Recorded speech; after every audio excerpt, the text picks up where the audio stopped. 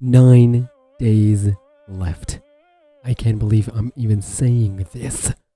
9 days left till we get our hands on Bendy and the Dark Revival. What is this, SmackNPie? You're welcome to our countdown video series here that we're doing on the channel. So today I wanted to talk about timeline a little bit. Through books and the games, we've established kind of sort of timeline with 1963, 30 years later, and going in between 1945, 43, basically establishing some core years, right? But ever since the revamp of Joey Studios' website and the new lore that has been presented to us, now we have a little bit clearer picture. So if you go to the Joey Studios website now, what you'll see is this. Joey Studios estimated is 1929. Welcome to the cartoon studio known for its inventive original characters, passionately crafted worlds, innovative storytelling, and of course, the mischievous Bendy. So now they're clear-cut saying 1929 for Joey Studios. But even if you go, below, there's actually more clear-cut lore here. I'm not going to go on the Bendy character in this video, but we're going to talk about Joey. Here it says, Joey Drew was the founder of the studio and the man who created Bendy in 1929 with the help of his business partner Henry Stein. Not to be confused with Henry from Five Nights at Freddy's, Williams' partner. He created Bendy's first short, Little Devil Darlin, as an early talkie cartoon. As entertainment legacy grew over the years, Joey's optimism and pioneering spirit never wavered. Starting with just a pencil and a dream, he created this studio. So 1929, we're not talking about Henry himself and where, the 30 years gap came in, although you can argue here and there. But recently, Bendy has been posting some archives from the past. Some very interesting archives I basically cover them on my Twitter. Basically, I'm very active on Twitter. You can follow me through SmackNPie. This is the first one, by the way. Joey Studios in dire straits. TLDR here is that the studio, Joey Studios, is going through a very financial disaster.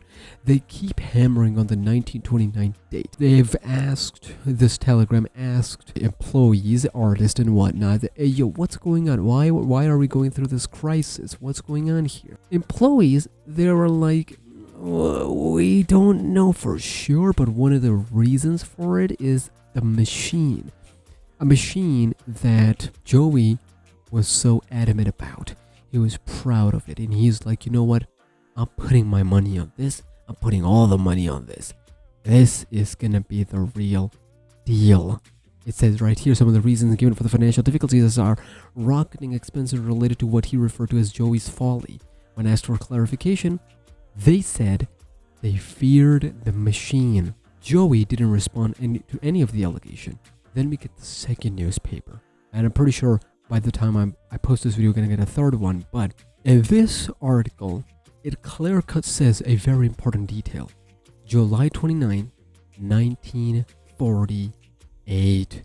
This is the key date, the year where it is official that Bendy Studios goes bankrupt. It shuts its doors. This is it.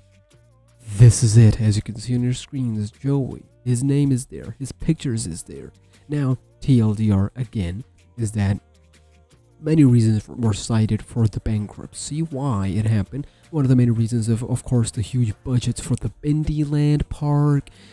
A lot of the debt that was, owed to Gent Corporation. That is why whatever was left, because the equipment was coming from the Gent Corporation, they were like, you know what, hey, yo, if you're not going to do anything with it now that you've gone bankrupt, we're kind of taking over. So that's why Gent and, Joey, they shook hands, because a lot of it is owed to Gent. So that, but most importantly, the money that was went to the ink machine. The ink machine has costed everything. It seemed like during those years, Joey realized that, his passion, his obsession became more than just business. It became personal, and hence that personal obsession turned into the disasters, things, the chaos, not just for the people, but for his studio as well. So the studio didn't survive. People there turned into cartoons, characters, and now we're here in this situation.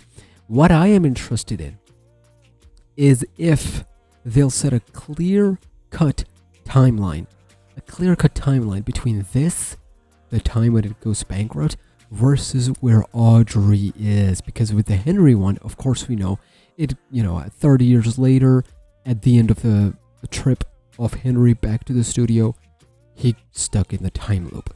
Let's see what they do with Audrey. They're setting it up big time. So I will have a video talking about all the timeline, all the details and whatnot when you get closer to the thing from the books and the games Bendy and the Indie Machine. But until then, let me know your thoughts and theories, because I'm really excited to see and hear what you guys have to say.